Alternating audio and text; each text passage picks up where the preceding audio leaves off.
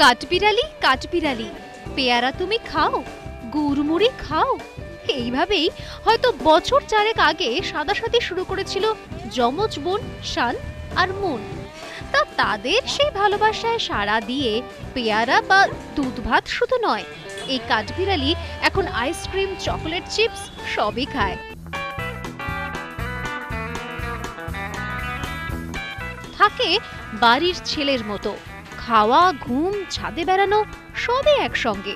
মাঝে মধ্যে একটু আদর খেতে চাওয়া ছাড়া আর কোনো বায়নাক্কা নেই। 2 মেয়ে আর 1 ছেলে নিয়ে দিব্যি আছেন ঘোষ গিন্নি। একদম নিজের ছেলের মতো মনে হয় যেন অনেকটা ছেলে।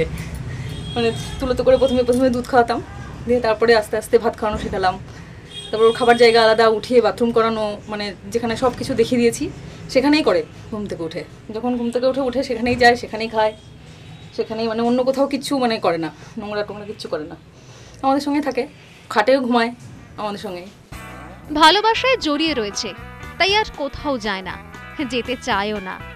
গত 4 বছর ধরে 2 বোনের সঙ্গে ঘরের ছেলে হয়ে রয়ে গিয়েছে ভালোবাসার দুষ্টু।